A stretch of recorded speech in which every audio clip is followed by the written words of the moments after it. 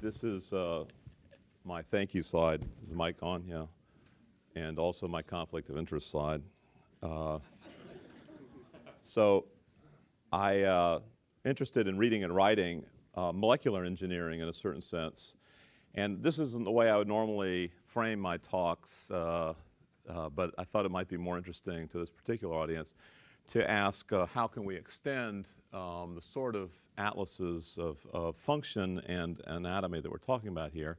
And when we start, the last couple of talks have really set the stage for what I want put on my wish list here, which is when we talk about high density optical and electrical measurements and stimulation, high density there, we basically become very satisfied if we just increase the density by some amount. We're not actually talking about measuring every single neuron or synapse, which is what we'd really like to be able to do.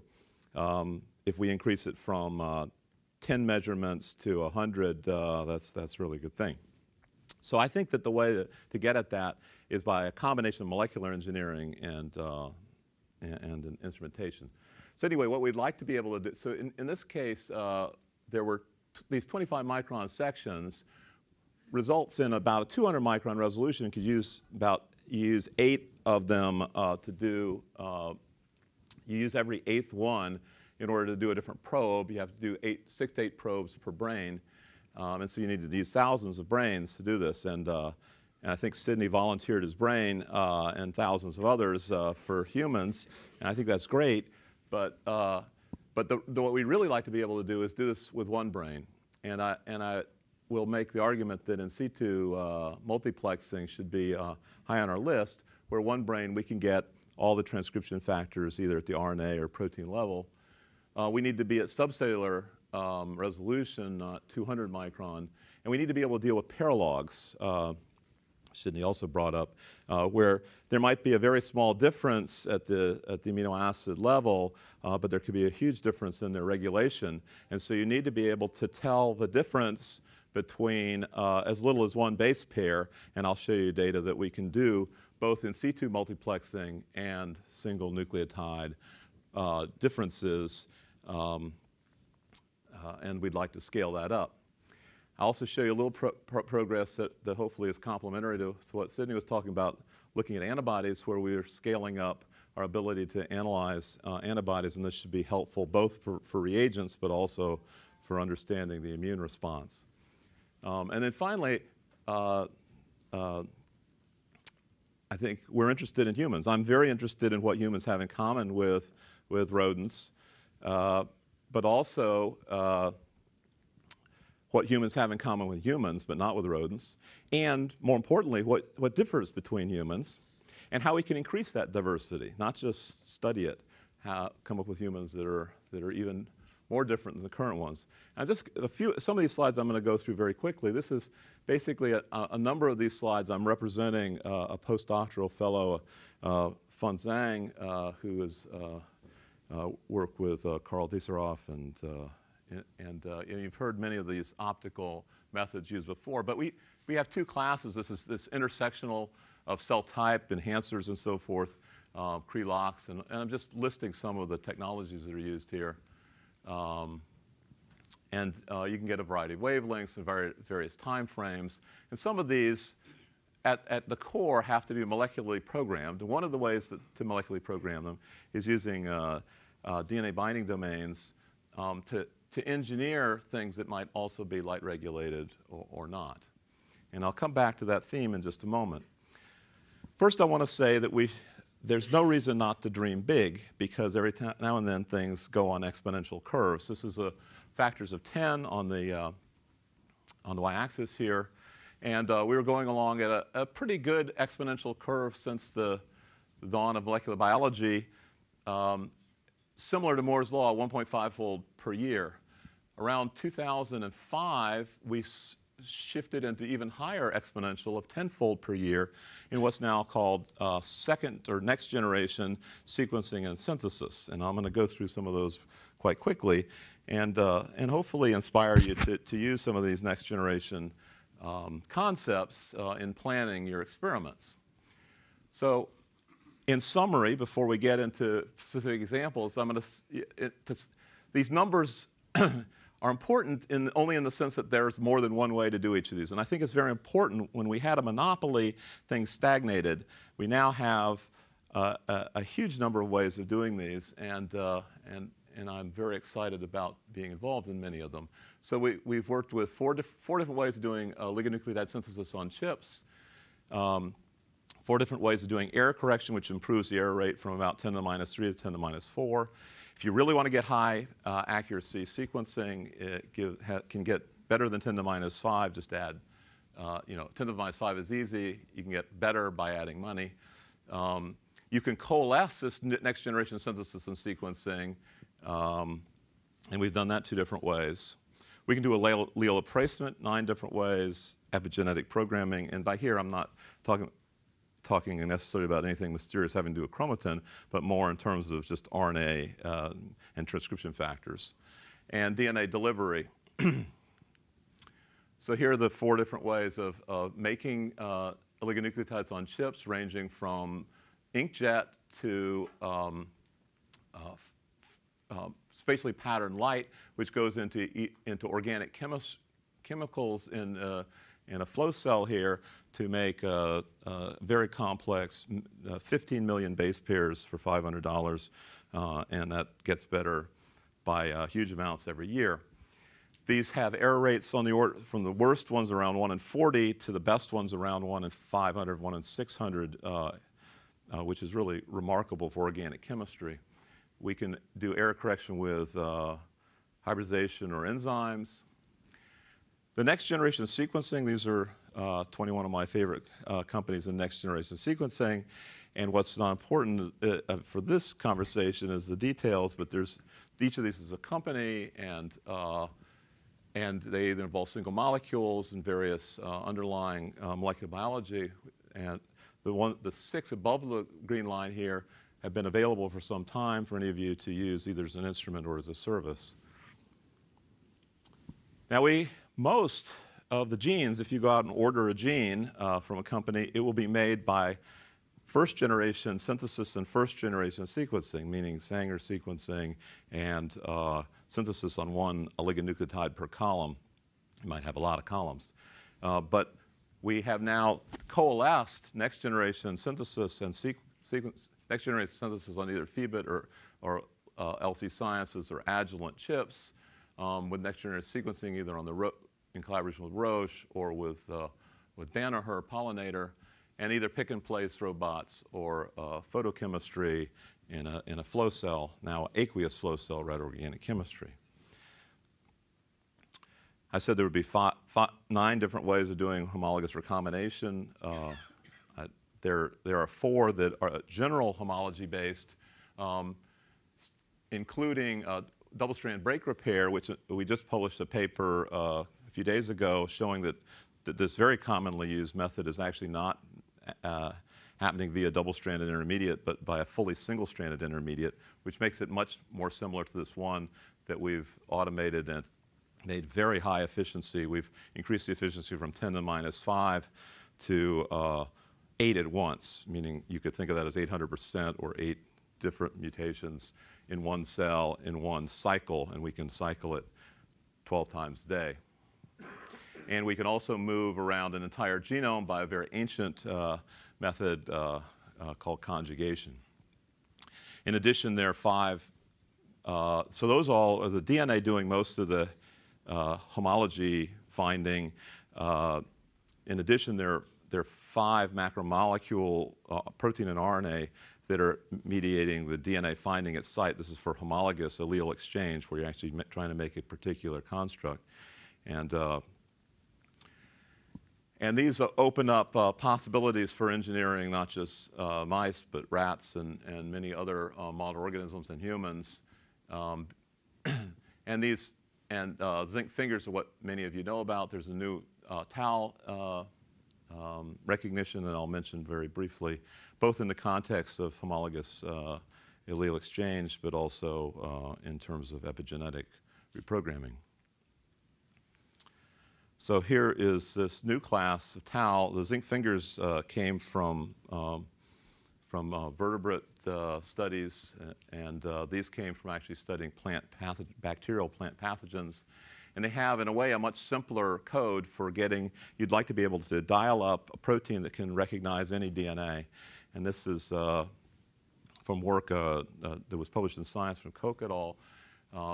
And the code is a bit more complicated than this, but if you want to use this simple code where these 2 amino acids in the middle of a 34 amino acid repeat are sufficient to recognize a T in the DNA, so NG is T, HD histidine aspartate amino acid recognizes C, and so on. And you can basically dial these up, and we can synthesize them either conventionally or this next generation synthesis, and assemble these and put them into human cells with reporter genes, so you can have an artificial DNA and artificial DNA binding transcription factor, and you can get very high signal to noise on this. And you might wonder, well, okay, what's the specificity?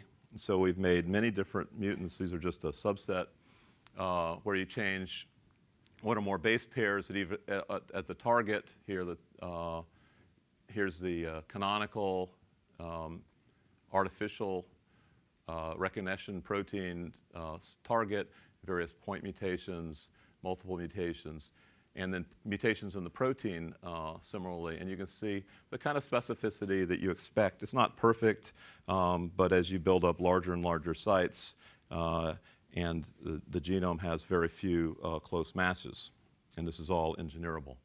So this is another molecular technology to add to the zinc fingers and so forth. Now, we have the Personal Genome Project, which is really an attempt to look at person-to-person variation in as integrated a way as possible, and not just the brain, but in every way.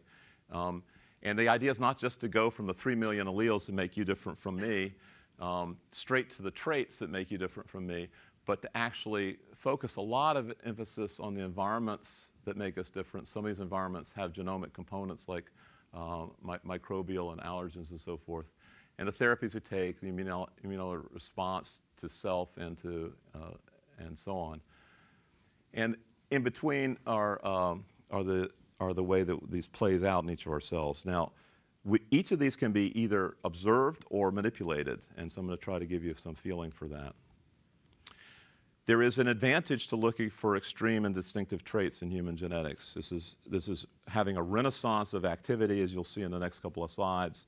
I've just picked these ones as being an interesting way of thinking about how we're not talking about something that you can study in rodents very easily, because in fact you can find only a limited number of individuals who are sort of by definition extreme in their ability to do memory or compute or connect with other people.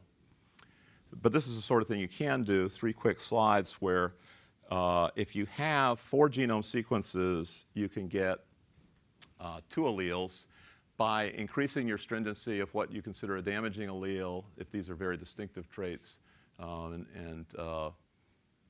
the number of individuals you include. So going up to 4 genomes reduces it basically down to 1 candidate, which has been confirmed by other families.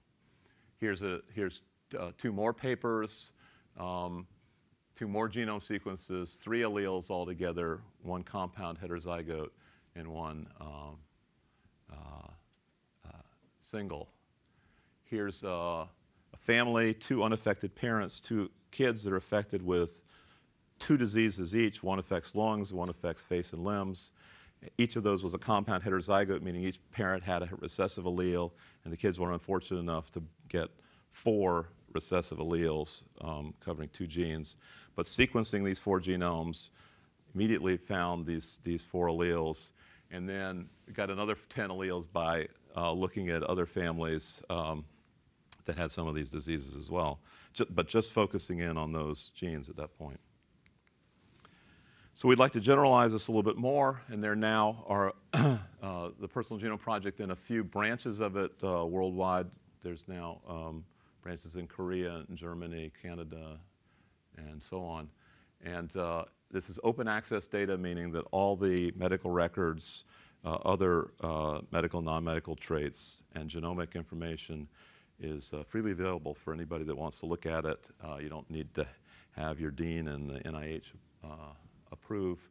And that we do this by requiring that each person not just sign a consent form without reading it, which is actually well-known common practice, but they actually have to get 100% on an entrance exam, which many of them are very proud that they've gotten 100% entrance exam. There are thousands of them.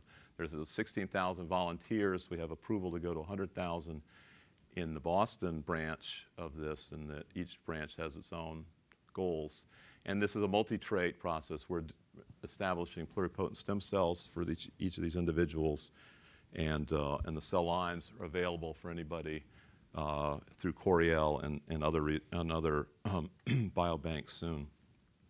And these are the numbers that you would order them with. We intend, as each new trait is measured on the whole organism or on parts, ranging from the molecular all the way up to whole organism traits, the cohort becomes more valuable because you're no longer treating them as, you're treating them holistically, not as a de-identified piece of a person. And so, for example, when Randy Bruckner had a grant to study the variation, inter-individual variation, just kind of very baseline stuff for fMRI, and correlate that behavioral and cognitive tests, and Ken Nakayama similarly studying these behavioral and cognitive tests has had 50,000 people who've taken these tests. And prosopagnosia, which is a facial blindness. Anyway, these are being done. Here's an example of some of the data from one of the PGP volunteers, and you can see how this will slowly grow. So we're doing a vaccination immunome. This is something that is a high throughput, both analytic and synthetic project, where we can quickly sequence by this. Now, sequencing methods are 1 million times cheaper than they were 6 years ago. And so now, something that was unthinkable before, we can sequence all of the diversity in the B or T cell immunity, including this this hypervariable region, CDR3, which is not merely the combination of the VDs and Js, but also the N regions, which are produced by terminal transferase. And hopefully Susumu is having fun going down memory lane here. But this is now what looking at CDR3 region, you get variability where ranging from 0 nucleotides, which actually completely erase the D region, to 146 nucleotides. And you get these little spikes. This is a lengthened nucleotides. 1/3 of them are in frame and are highly selected. This is a logarithmic plot. And you can see the diversity that's occurred here. And then looking at it on a time series, you can see we've done 14 days before immunization, 0, 1 hour after immunization. 7 and 21 days is where we expect peaks, and this is by clustering of the sequences. And we can actually follow sequences which are actually pretty rare in the whole population of sequences, but because they're so distinctive, they actually are kind of self-tagged, you can see their behavior over time, and you can pick them out, and they're very, very easy to see in this clustering that they'd be lost otherwise. And so you can monitor them as they do class switching in these different color codes where they change their constant regions.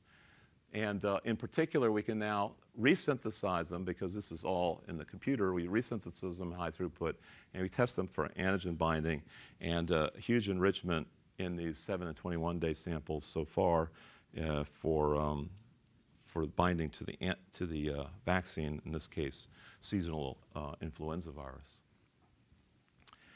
Now that hopefully will provide a resource not just for diagnostics of response to your environment, but also a resource for antibodies that can be used in situ.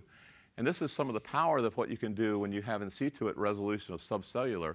So this is basically resolution that's limited by the wavelength of light, sometimes a little bit better than that.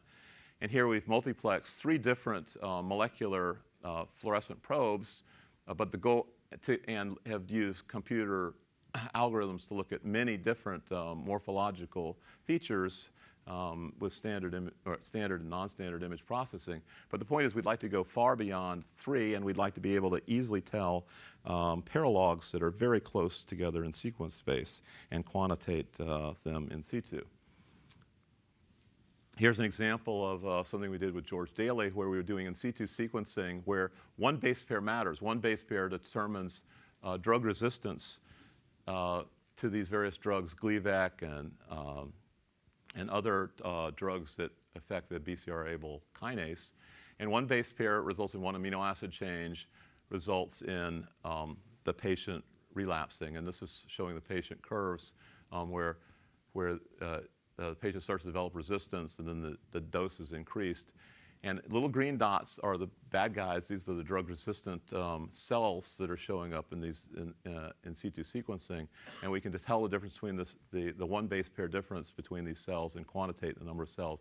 And you can see here they increase the Gleevec dose, and all those green dots reduce tremendously. In other cases, this is sort of towards the end, and they increased quite a bit. So that's one example where we can tell very closely related. But we'd like to really increase the multiplexing even more. And here's an example where kind of worst case scenario where we're trying to detect single base pair differences in single chromosome molecules at multiple places along that chromosome, dozens of different loci scattered along the chromosome from tip to tip.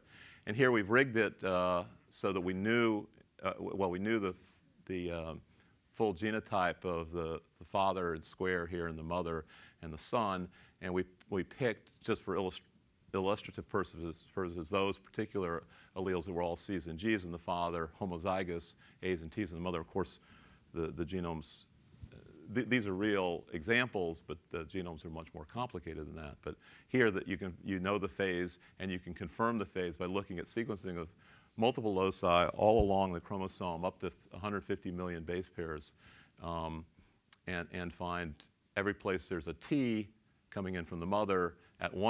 Near one telomere, there's a T from the mother at the other end. Very few exceptions. So that is I gave you a couple of proof of concepts, both the cancer drug resistance point mutations and the haplotyping, where you're finding point mutations scattered along the entire chromosome, that we can do this and are very excited about doing this in situ multiplexing on brain sections on either all of the genes or all the transcription factors, which tends to be the focus of a lot of people's attention. And we'd like to get subcellular localization and not throw away every 8th section and have all the brain RNAs or proteins coherently associated. So this is period, full stop. Thank you.